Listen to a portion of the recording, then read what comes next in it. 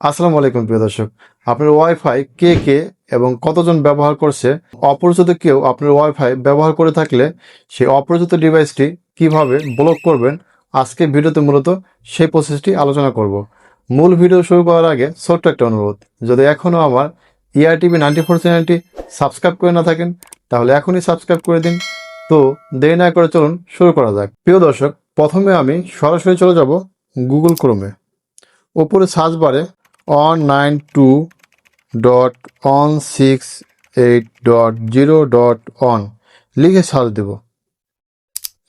Search দেওয়ার ফলে আমি সরাসরি চলে আসবো অ্যাডমিন প্যানেলের লগইন পেজে।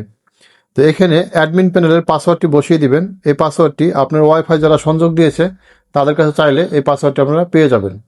তো আমি অ্যাডমিন প্যানেলের পাসওয়ার্ডটি এখানে বসিয়ে দিচ্ছি। পাসওয়ার্ড বসানো কমপ্লিট হয়ে গেলে নিচে দিকে দেখবেন লগইন নামে একটা অপশন রয়েছে। আমি এই লগইন অপশনে ক্লিক করব। ক্লিক করার পর আমাদের সামনে এরকম একটা ইন্টারফেস চলে আসবে। তো এখান থেকে আপনি সব কিছু দেখতে পাবেন। তো এই যে একটু নিচের দিকে বাম দিকে দেখবেন যে অ্যাটাচ ডিভাইস, এখানে যদি আমি ক্লিক করি, ক্লিক করার পরে আপনারা দেখতেছেন যে আমার ওয়াইফাইতে যতগুলো ডিভাইস যুক্ত রয়েছে সবগুলো এখানে শো করতেছে। এই যে এখানে দেখতেছেন দেশি ফুড, তারপরে V2035, এগুলো হচ্ছে আমার দুটো মোবাইল এখানে যুক্ত রয়েছে। তো আপনি যদি এখানে যদি আরও যদি আপনার ওয়াইফাইয়ের সাথে যুক্ত থাকতো কোনো ডিভাইস, সেক্ষেত্রে এই নিচের দিকে শো করতো।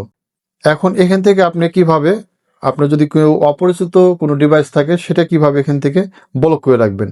এই যে এই ডান দিকে দেখতে পাচ্ছেন একটি ঘর রয়েছে, এখানে যদি টাচ করেন সেক্ষেত্রে V2035 এই ডিভাইসটি ব্লক হয়ে থাকলো, তার মানে সে চাইলে আপনার ওয়াইফাই ব্যবহার করতে পারবে না।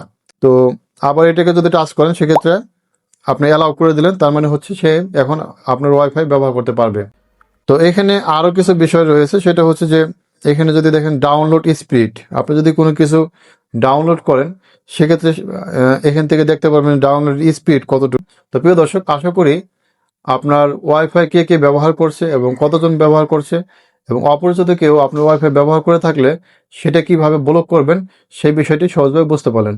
ভিডিওটি ভালো লাগলে লাইক, কমেন্ট এবং শেয়ার করতে ভুলবেন না। আর এরকম ইন্টারেস্টিং এবং শিক্ষণীয় ভিডিও পেতে আমার ERTV 94 চ্যানেলটি অবশ্যই সাবস্ক্রাইব করে রাখবেন। তো সকলেই ভালো থাকেন, সুস্থ থাকেন, দেখা হবে পরবর্তী কোনো এক ভিডিওতে।